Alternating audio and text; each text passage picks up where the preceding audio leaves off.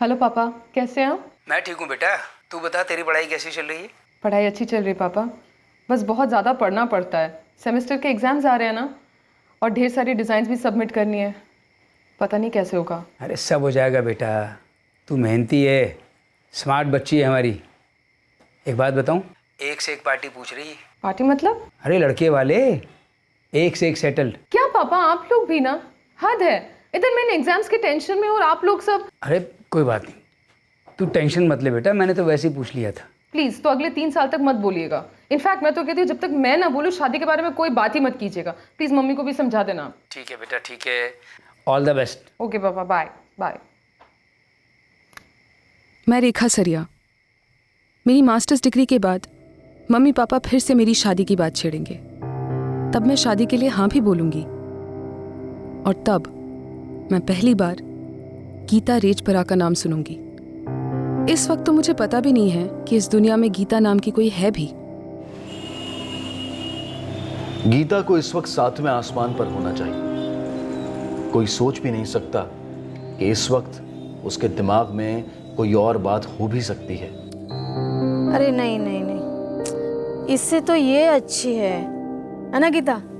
हाँ, बहुत फब रही है। साल 2008 में वडोदरा की रहने वाली गीता रेजपरा ने अहमदाबाद में मास्टर्स इन इंटीरियर डिजाइनिंग कर रही रेखा सरिया के बारे में सुना तक नहीं था, और ना ही वो अपने जीवन में रेखा के बारे में कभी सुनेगी।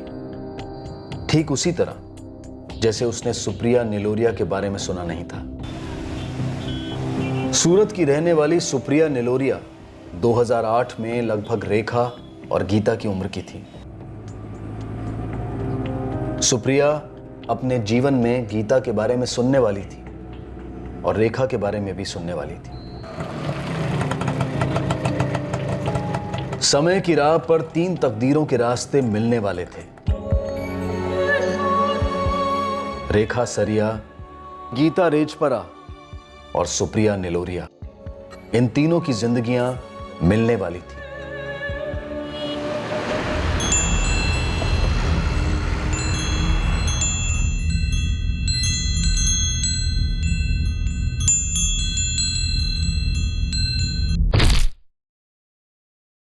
ये कहानी है रेखा सरिया की, उसकी जिंदगी की, आज के जमाने की। ये कहानी गीता रेजपरा और सुप्रिया निलोरिया की गाथा भी बयां करेगी। ये कहानी हम सबको सोचने पर मजबूर करेगी कि क्या ये कहानी कुछ और नहीं हो सकती थी।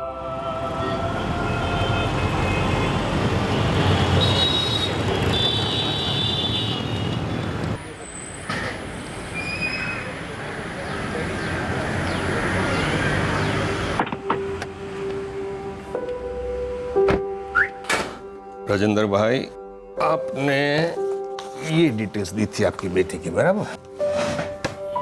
हाँ बराबर। कोई अच्छा रिश्ता आया? अरे पहला रिश्ता इतना बढ़िया है कि आपको आगे और कोई रिश्ता देखने की जरूरत नहीं है। गिरीश बिरसना, अहमदाबाद से। आपकी बेटी भी अहमदाबाद में पढ़ाई कर रही है ना? समझो लगभग पढ़ाई पूरी हो चुकी है परशुराम भाई। परसों मैंने पूछा, बेटी अब तो शादी की बात शुरू करें? बोली हाँ पापा शुरू करो, मैं शादी के लिए तैयार हूँ, लेकिन हाँ करियर छोड़ने के लिए तैयार नहीं हूँ। वैसे ये लड़के को भी काम करने वाली पत्नी ही चाहिए। बढ़िया सेटल है, कोई टॉप कंपनी में काम कर रहा है, मार्केटिंग मैनेजर है, MBA है, 40-50 हजार महीने की तनख्वाह है। ये क्या लिखा है? पहले शादीशुदा रह चुका है। लाइफ की ट्रेजेडी है। सिर्फ 2 दिन की शादी थी, बाद में लड़के की मौत हो गई। बड़ी दुखद घटना है। पापा एक बार लड़के की फैमिली से मिल लेते हैं और सारी बातें क्लियर कर लेते हैं। अरे उसकी सिर्फ माँ है, फादर नहीं है। एक बार सीधे सीधे उनसे पूछ लेते हैं कि पहली शादी में आखिर हुआ क्या था। हाँ, सीधी बात करना एकदम बेस्ट है। ठीक है पापा, मैं लड़के की फोटो रेखा को भेज देता हूँ।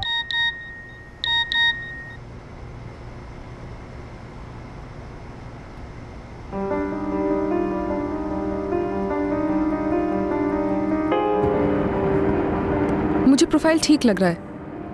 पापा, आप एक बार उस लड़के से और उसकी मम्मी से उसकी पहली शादी के बारे में बात कर लीजिए। जो उसके साथ हुआ वो मेरे साथ भी तो हो सकता है। बुरी तकदीर का दोष हमें उस लड़के पे नहीं थोपना चाहिए। आप लोग पहले मिल लो, सब ठीक लगा तो मैं भी मिल लूंगी गिरीश से।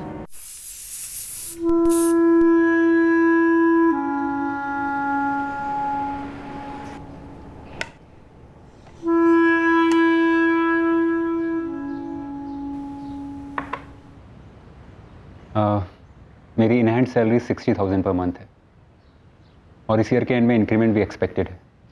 हमने वो रेखा और गिरीश की कुंडलियाँ मिलवाई। अब कुंडलियाँ तो बहुत अच्छी मिल गई, बस वो कुछ पूछना था आपसे। हाँ एक्चुअली हम चाहते हैं कि सब कुछ एकदम क्लियर हो। मैं जानता हूँ कि आप मेरी पहली शादी के बारे में सब कुछ जानना चाहते हैं। हमें बताया गया था कि तुम्हारी पहली पत्नी शादी के 1 दिन बाद आज हमारी शादी हुई और कल वो चल बसी। गीता रेजपुरा नाम था उसका। 3 साल लग गए गिरीश को इस मायूसी से निकलने में। मैं तो कहती हूँ किसी दुश्मन के साथ भी ऐसा ना हो। दरअसल हुआ क्या था? दरअसल गीता ने सुसाइड किया था, वो भी शादी की दूसरी रात। उस दिन सारा समय गीता की फैमिली वालों के साथ गया, फिर दोपहर में वो लोग निकल गए। शाम हो गई, रात हम खाने के लिए बैठने ही वाले थे,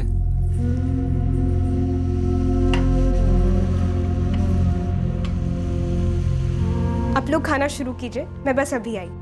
अरे ऐसे कैसे? तुम बैठोगी तभी तो शुरू करेंगे। एक सूटकेस अनपैक करना बाकी है, बस कर लूं, अभी आती हूँ। परसों जा रहे हो ना हनीमून के लिए? आओ बैठो, खाना ठंडा हो रहा है। बस 5 मिनट लगेंगे, अभी गई और अभी आई।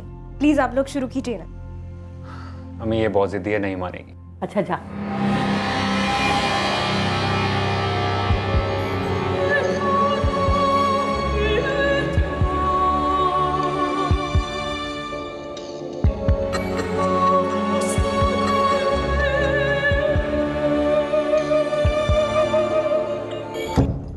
मेरी और मम्मी की नॉर्मल बातें हो रही थी कि जब मैं और गीता हनीमून पे जाएंगे तो वो अकेले घर कैसे संभालेंगी। और इतने में कौन पागलों की तरह घंटी बजा रहा है? देखो सर।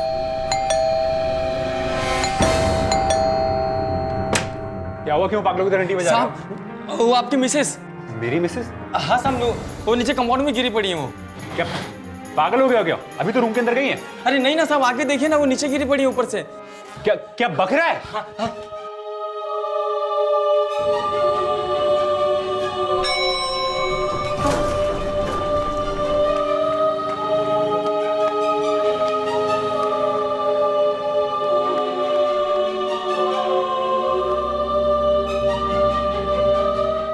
स्माइल करते हुए 5 मिनट में आती हूँ कह के गई थी। कुछ बोली भी नहीं, हमें तो कुछ पता ही नहीं चला। फर्स्ट फ्लोर पे गावड़े जी रहते थे। उन्होंने हमें बताया कि उन्होंने कुछ आवाज़ सुनी और जब वो बालकनी में गए तो उन्होंने देखा गीता पड़ी हुई थी ग्राउंड फ्लोर पे। गीता जी ने कुछ भी नहीं बताया आपको? नहीं, दरअसल शादी से पहले सिर्फ 4 दफ़ा ही मिला हूँगा मैं गीता से। उसके बाद शादी वाली रात और उसके अगले दिन उसकी मम्मी और भैया घर आए हुए थे, तो हम उनमें बिजी हो गए। मौका ही नहीं मिला ये जानने का कि उसके दिमाग में आखिर चल क्या रहा है। ये होने के बाद हमने उसके भाई से भी पूछा कि आखिर ऐसी क्या बात थी, पर उसने भी कुछ नहीं कहा।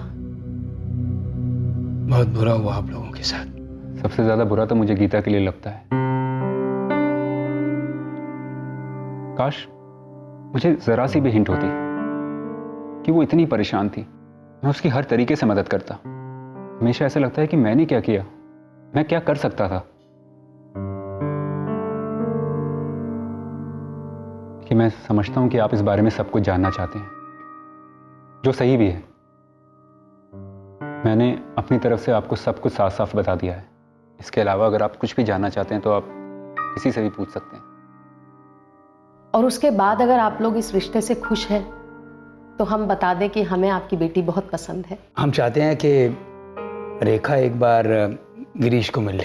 जी गिरीश बेटा, तुम दोनों साथ में बैठकर खुलकर साफ साफ बात कर लो। आखिर तुम दोनों की जिंदगी का सवाल है बेटा।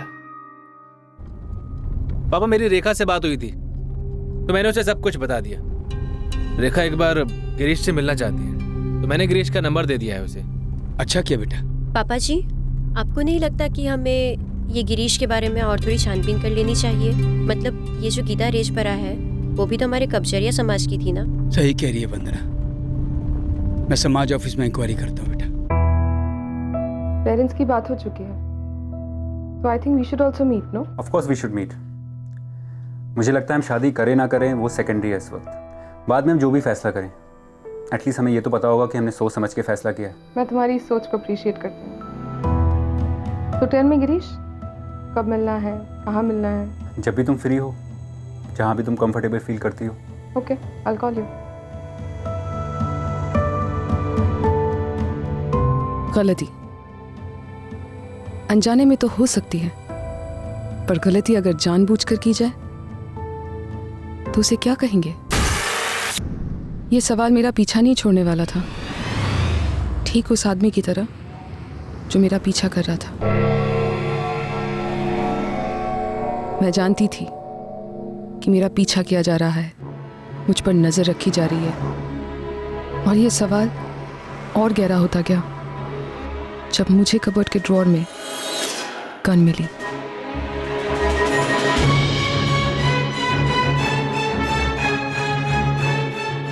मौत से सबको डर लगता है, क्या गीता को नहीं लगा होगा जब वो 10वीं मंजिल से कूद गई?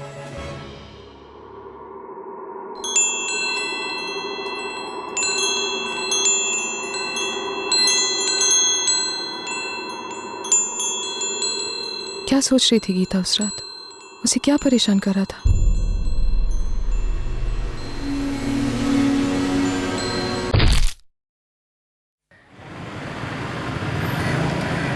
राजेंद्र भाई, आप भी हमारी तरह कब्जारिया समाज के ही हैं और अब अच्छी तरह से जानते हो कि हमारा ये संगठन समाज के अच्छे के लिए यही काम करता है। देखो परशुराम भाई, मैं सिर्फ इतना पूछ रहा हूँ, लड़के का बैकग्राउंड ठीक है ना?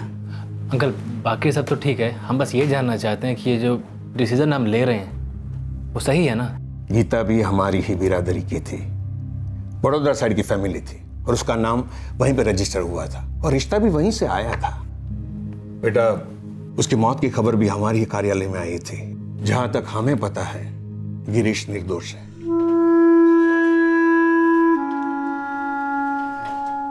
रेखा, मैं जानता हूं कि तुम्हारे दिमाग में गीता वाली बात बार बार आ रही होगी और तुम जानना चाहती हो कि सच क्या है। सच की एक अजीब सी बात होती है, हमें हमेशा लगता है कि सच वो नहीं है जो हमें बताया गया है, जो हम जानते हैं। सच कुछ और है। लेकिन गिरीश, मेरे लिए तो सच वही है जो ईमानदारी से बता दिया जाता है। देखा, मेरा सच सिर्फ ये है कि मैं आज तक नहीं समझ पाया कि गीता ने जो किया वो क्यों किया। उस वक्त मुझ पर उंगली उठाना आसान था और वैसा ही हुआ।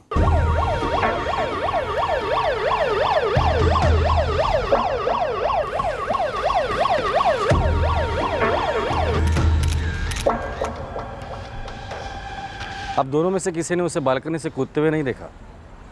सर, हम डाइनिंग टेबल पर बैठे थे डिनर के लिए। गीता ने कहा वो 5 मिनट में सूटकेस अनपैक करके आती है बेडरूम से। और फिर सिक्योरिटी गार्ड ने बेल बजाई, कहा गीता नीचे पड़ी हो। घर पर चलकर बात करते हैं। सर, हम यहाँ फर्स्ट फ्लोर पे रहते हैं। मैं ऑफिस से लेट आया, मैं चेंज कर ही रहा था कि अचानक धड़ाम जोर से गिरने की आवाज़ हुई। मुझे लगा कि शायद किसी का एसी वगैरह गिरा होगा।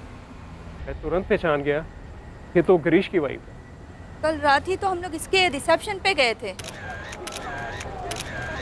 आज दोपहर को ही गीता के माँ और भाई वडोदरा के लिए निकले सर।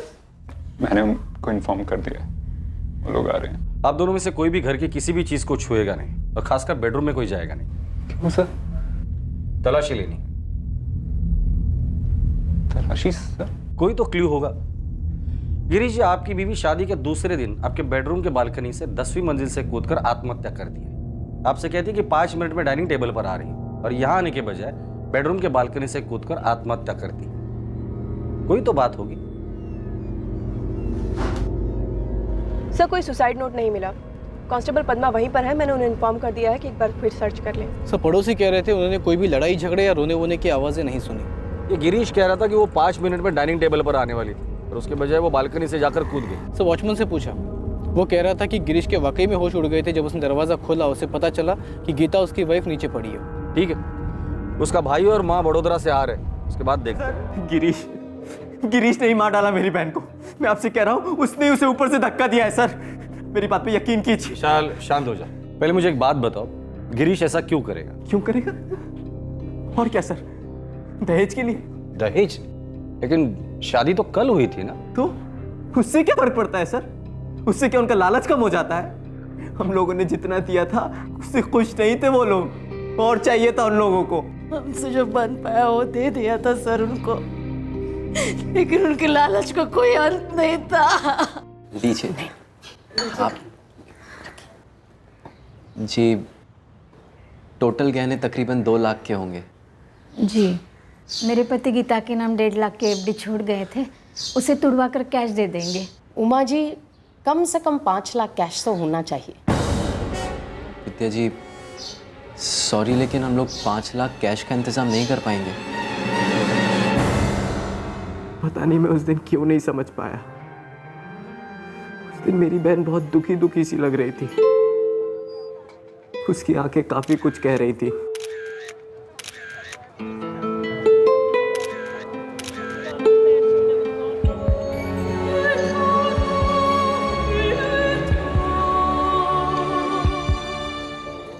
हे गीता, सब ठीक है ना? हाँ भैया। क्या हाँ? चल बता मुझे, क्या बात है? कोई बात नहीं है। अपने भैया को नहीं बताएगी? दुखी दुखी विदा होकर जाएगी यहाँ से? किसी ने कुछ कहा, कुछ किया, बता तो। कोई बात नहीं है भैया। और मैं अपने बॉस से मिलवाता हूँ। मुझे उसी दिन समझ जाना चाहिए था। दहेज के लिए ही टॉर्चर किया उन लोगों ने गीता को। शादी के 24 घंटे के अंदर? क्यों सर, कहीं पे लिखा हुआ रूल है क्या कि शादी के इतने इतने घंटे बाद ही आप दुल्हन को टॉर्चर कर सकते, उससे पहले नहीं कर सकते? दहेज? कैश? क्या बात कर रहे हैं आप? 5 लाख रुपए कैश जो विद्या जी ने मांगे थे। Girish, this is ridiculous sir. मैं अच्छी खासी पोजीशन पर हूँ, अच्छी खासी सैलरी है मेरी, मुझे किसी का एक पैसा भी नहीं चाहिए। अगर हमने दहेज मांगा होता तो दहेज मिले बगैर हम शादी करवाते, और समझो करवा भी ली तो एक दिन में हम इतना टॉर्चर करते उस लड़की को कि वो ऐसा कदम उठाते। टॉर्चर करने के लिए भी तो समय चाहिए। मेरी गीता से सिर्फ 6 बार बात हुई थी, 4 बार शादी से पहले और फिर शादी के दौरान, और फिर उसके अगले दिन यानी कल। और कल सुबह से दोपहर तक उमा जी और विशाल हमारे घर पर थे। नाश्ता हुआ, दोपहर का खाना हुआ, उसके बाद वो लोग वडोदरा के लिए निकल गए। गीता ने तब तक एक शब्द नहीं कहा अपने मुंह से, और फिर वो अपनी अनपैकिंग में लग गई। सर मैं समझ नहीं पा रहा हूँ कि विशाल और उमा जी ऐसा क्यों कह रहे हैं। देखिए, विशाल और उसकी मां ने आप दोनों के खिलाफ एफआईआर दर्ज किया है सेक्शन 498A डोमेस्टिक वायलेंस के लिए, और आईपीसी धारा 306 आत्महत्या के लिए मजबूर करने के चार्जेस आप पर लगे हैं। माँ को 2 दिन बाद बेल मिली और मैंने 3 हफ्ते जेल में काटे। Oh my God, seriously? Case पूरे 2 साल चला कोर्ट में। इन्वेस्टिगेटिंग ऑफिसर को कोई सबूत ही नहीं मिला। एक्चुअली वो खुद ही कन्विंस नहीं था कि हमने कोई डाउरी की डिमांड की या फिर गीता को मजबूर किया सुसाइड के लिए। पूरे 2 साल लगे केस क्लोज होने में, और हम पे लगे सारे चार्जेस खारिज हुए। राजेंद्र भाई, आपने बहुत जोर दिया इसलिए मैंने ये पेपर्स वडोदरा वालों से मंगवाए हैं। ये है गिरीश का केस से बरी होने का कोर्ट ऑर्डर। राजेंद्र भाई, तुषार, ये फैमिली का जो अंदरूनी मामला होता है ना, बड़ा मुश्किल होता है जानना। आप कितनी भी मेहनत करो, कितनी भी पूछ परछ करो, लेकिन सच नहीं जान सकते। गीता के मन में क्या चल रहा था वो कोर्ट के लिए तो क्या, किसी के भी लिए जानना मुश्किल था, क्योंकि मरने से पहले, सुसाइड करने से पहले उसने किसी को कुछ नहीं बताया था। देखा, मैं कभी नहीं जान पाया कि गीता के दिमाग में चल क्या रहा था। काश मैं जान पाता कि अनजाने में कहीं मैं तो जिम्मेदार नहीं था उसकी सुसाइड का। कम से कम प्रायश्चित तो कर लेता, पर नहीं। मुस्कुराते हुए 5 मिनट में सामान अनपैक करके आती हूँ कह के गई थी।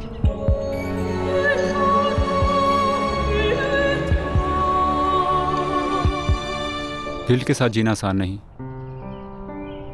लेकिन बिना कुछ किए जो गिल्ट होता है समझो टॉर्चर है। फिर से जीना चाहता हूं रेखा।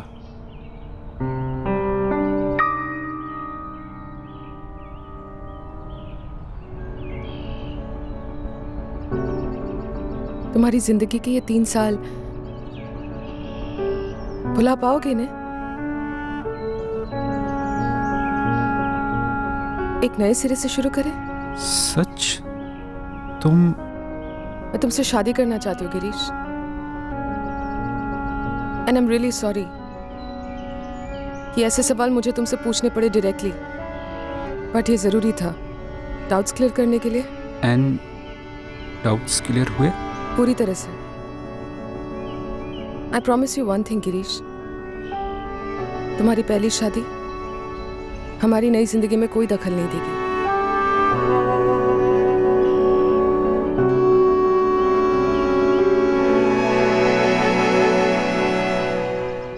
दहेज का तो आप नाम भी मत लो। धन्यवाद विद्या जी।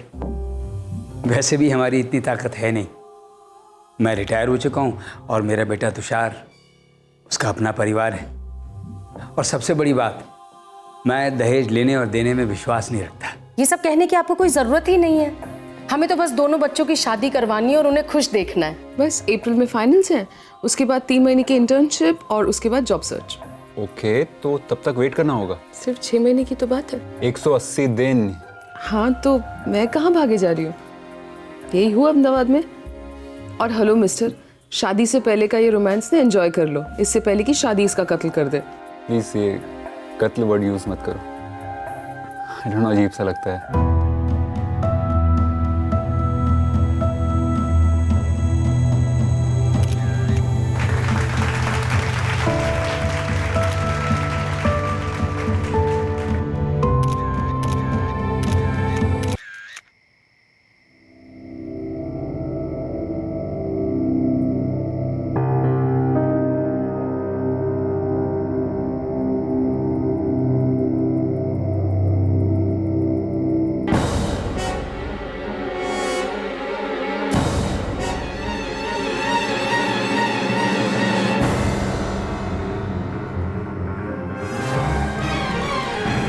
मैंने गिरीश से कहा तो था कि उसकी पहली शादी हमारी जिंदगी में कभी दखल नहीं देगी, लेकिन एक बार मुझे गीता की शक्ल देखनी थी।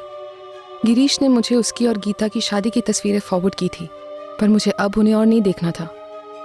मेरे लिए वो मायने नहीं रखती थी, उसका मेरी जिंदगी में कोई अस्तित्व नहीं था।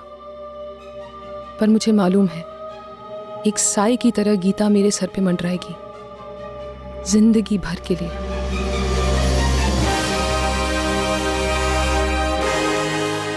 आने वाले दिनों में और कई मसले साई की तरह मेरा पीछा करने वाले थे। तो मम्मी पापा नवंबर या दिसंबर की डेट्स के लिए पूछ रहे हैं शादी के लिए। हाँ तो ठीक है ना। गिरीश, कुछ तो ठीक नहीं है। बिल्कुल नहीं, सब कुछ तो ठीक है।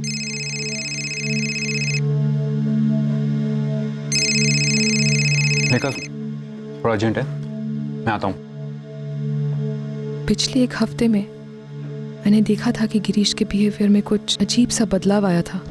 ये 7वीं या 8वीं बार मैं देख रही थी कि गिरीश किसी को कुछ समझा रहा था और नहीं चाह रहा था कि मुझे कुछ पता चले। किसका फोन था गिरीश? ऑफिस का फोन था, तुम परेशान मत हो। उस दिन मुझे आभास हुआ अचानक से कि गिरीश हर दूसरी बात पर तुम परेशान मत हो कहता रहता। तब मैंने ज्यादा ध्यान नहीं दिया, पर आने वाली परेशानी के बारे में पहले से कोई क्या कह सकता है। दरअसल परेशानी नहीं, बल्कि एक भूचाल मेरे रास्ते तेजी से आ रहा था। भूचाल अनपेक्षित था, मानो अचानक से कोई कहर टूट पड़ा हो। एक ऐसा शॉक जो रेखा एक्सपेक्ट ही नहीं कर रही थी, और ये शॉक इस रिश्ते का पहला और आखिरी झटका नहीं होने वाला था।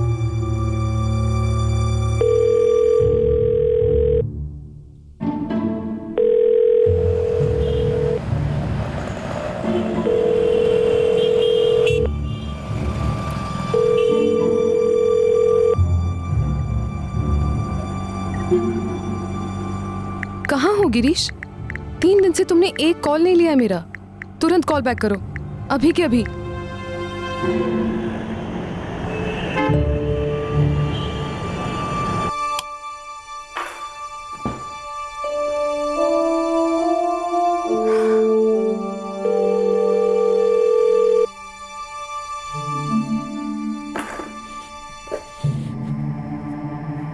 गिरीश फोन क्यों नहीं उठा रहा है?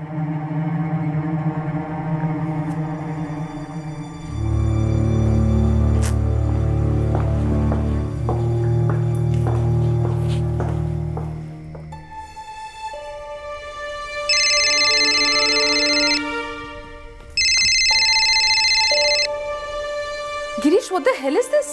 कहाँ थे तुम?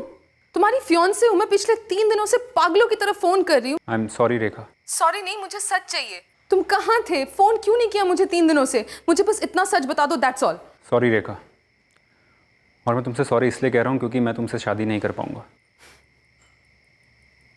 हाँ हाँ हाँ गिरीश, तुम्हारा सेंस ऑफ ह्यूमर कितना अच्छा है। तुमने कितना अच्छा मजाक किया मेरे साथ। बस हो गया? मैं मजाक नहीं कर रहा हूँ रेखा। खैर, जो हो गया सो हो गया, जाने दो। अब डिनर पे कब मिल रहे हैं? आ रहे हो मेरे घर आज रात? मैं ये एंगेजमेंट तोड़ रहा हूँ रेखा।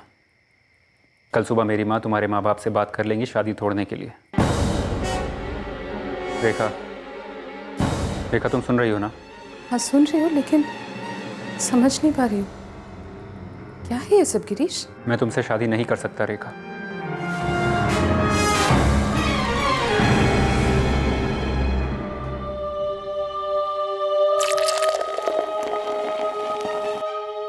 पर क्यों? क्यों मैं तुम्हें नहीं बता सकता, मैं बताना ही नहीं चाहता। What do you mean मैं बताना नहीं चाहता?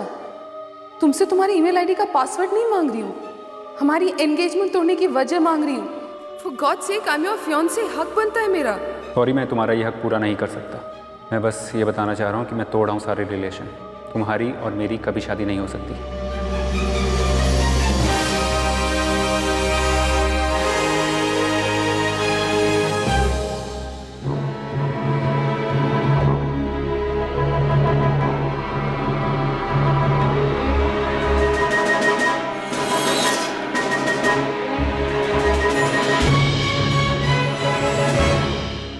नहीं बता सकती, लेकिन क्यों विद्या जी? राजेंद्र जी, बहस करने का कोई फायदा नहीं है। ये शादी नहीं हो सकती तो फिर नहीं हो सकती। सब तैयारियां हो चुकी हैं, सगाई हो गई है, पर शादी तो नहीं हुई है ना।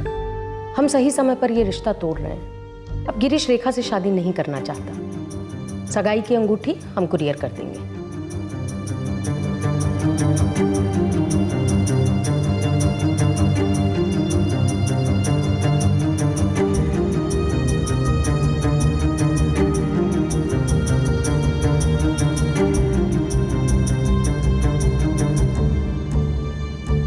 देखा बेटा, तेरे और गिरीश के बीच में कुछ हुआ था?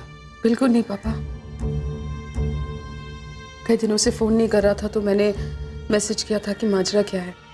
जब आपने कॉल करके सिर्फ इतना बोला कि एंगेजमेंट तोड़ना चाहता हूँ, कारण नहीं बताया। लेकिन ऐसा कैसे रेखा? एंगेजमेंट तोड़ने का कोई कारण तो होगा ना? वही तो मैं कह रही हूँ तुषार, उसने कोई कारण नहीं बताया। कोई कारण नहीं है ये तो नहीं कहा ना मैंने।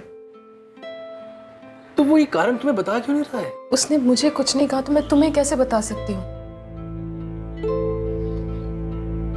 तो खुद ये सोचकर परेशान हूँ कि उसे हो क्या गया है। सारी दुनिया में अनाउंस कर चुका हूं कि नवंबर दिसंबर में शादी होने वाली है। कोई बात नहीं, मैं कोई ना कोई बहाना बना दूंगा। बस तू एक भी आंसू मत बहाना उस नालायक के लिए। तुझे दुखी नहीं देख सकता, कभी नहीं।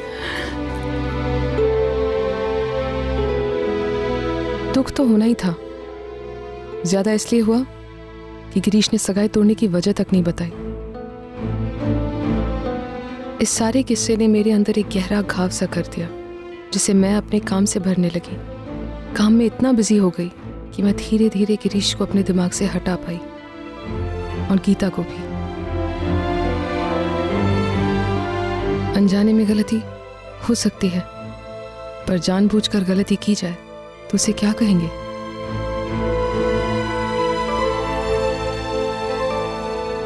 रेखा के जीवन में भूचाल से हुए घाव समय ने भर तो दिए थे, पर ये घाव फिर ताजा हुए जब भूचाल दोबारा लौटा। ये कहानी थी तो मेरी, पर इस वक्त मुझे पता नहीं था कि ये किस दिशा में जाने वाली थी, किससे टकराने वाली थी।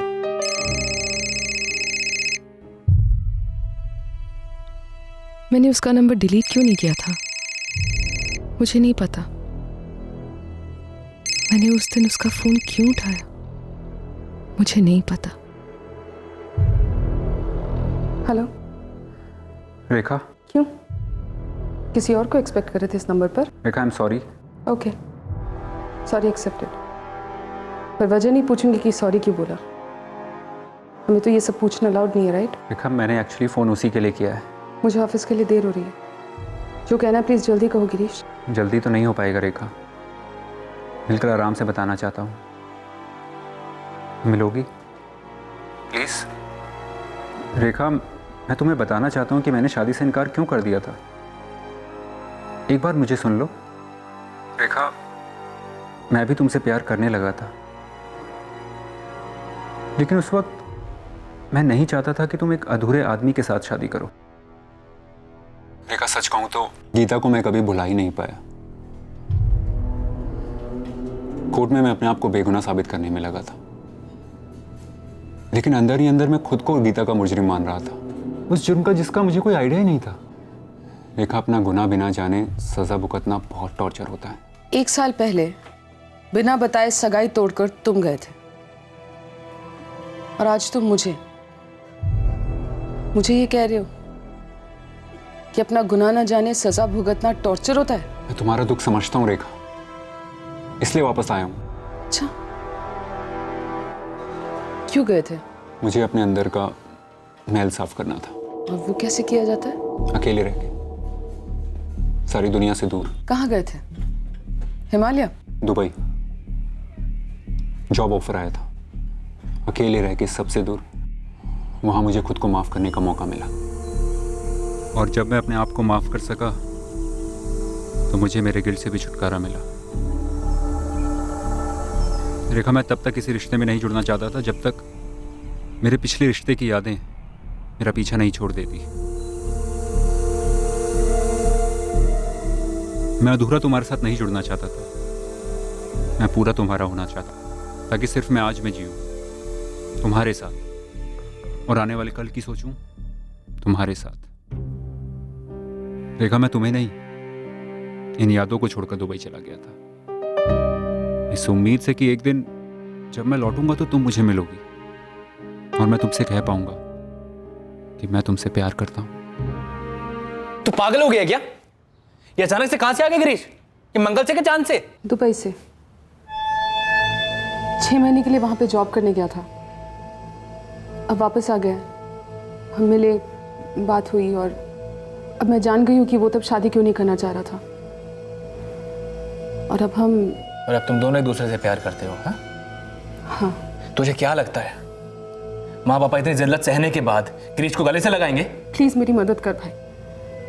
मैं मानती हूँ कि गलती हुई है उससे, वो बता के नहीं गया, बट अब जो हो गया सो हो गया। हम दोनों एक दूसरे से प्यार करते हैं, सीरियस है। रेखा, मैं माँ पापा को अकेले कैसे बनाऊंगा इस सबके लिए? तो भाभी को ले ले।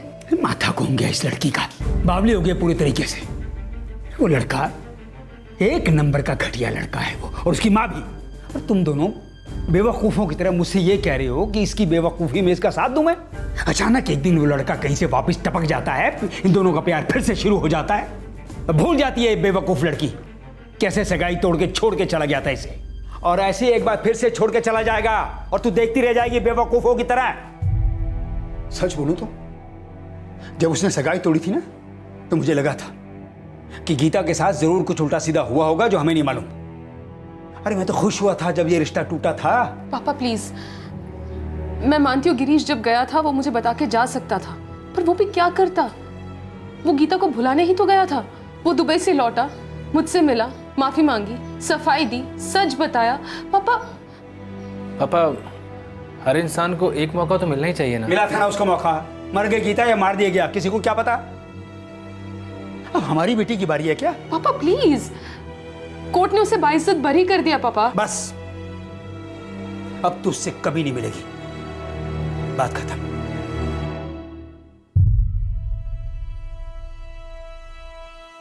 पापा मैं प्रेग्नेंट हूं।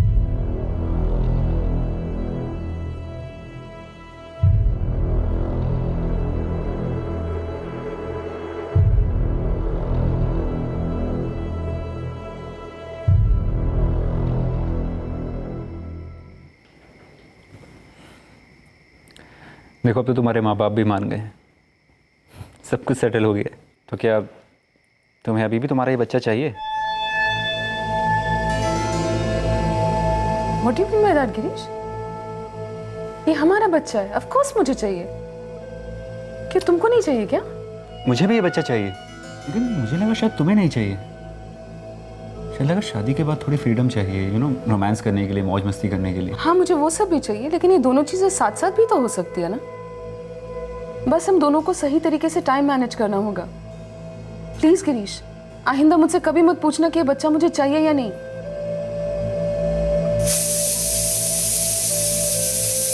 देखो तुम बैठो, मैं देखता हूँ।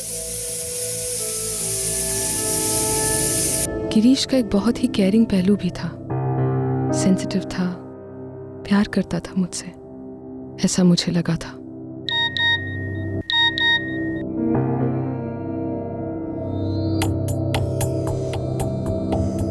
गिरीश भाई, कोर्ट नोटिस का ड्राफ्ट पढ़ा कि नहीं? जल्दी से पढ़कर बता दो। रिटर्न नोटिस भेजना है कि नहीं? मैं कहता हूँ जल्दी भेजो, लेट कर दिया तो शादी में प्रॉब्लम होगी।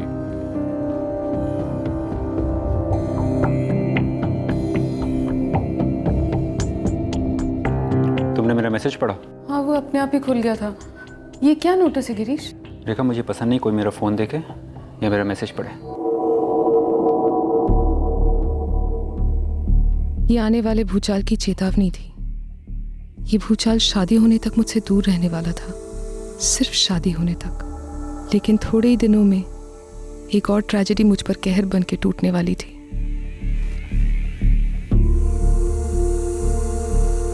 रेखा, गिरीश, आई एम सॉरी, लेकिन कोई चॉइस ही नहीं है, अबॉर्शन करना पड़ेगा। देखो, पिछले कुछ दिनों से शायद तुम काफ़ी स्ट्रेस ले रही हो, जिसका असर बच्चे के ऊपर पड़ा है। बच्चे की ग्रोथ में काफ़ी कॉम्प्लिकेशंस हैं, कोई चारा नहीं है रेखा।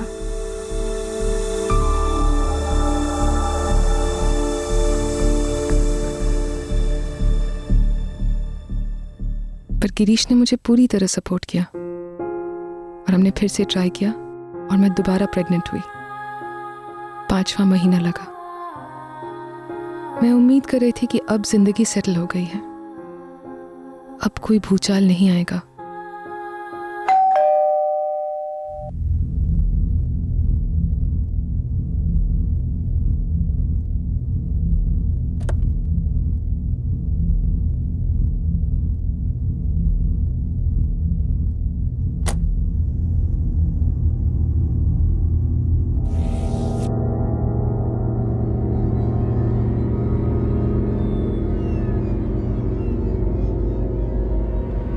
गिरीश बिरसना, आपको सूचित किया जाता है कि सुप्रिया नीलोरिया सुसाइड केस में आप अहमदाबाद हाई कोर्ट में 17 अक्टूबर 2014 को 11 बजे रूम नंबर 2 में हाजिर हो जाएं।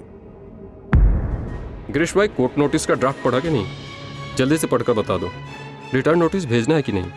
मैं कहता हूँ जल्दी भेजो, लेट कर दिया तो शादी में प्रॉब्लम होगी। सुप्रिया नीलोरिया?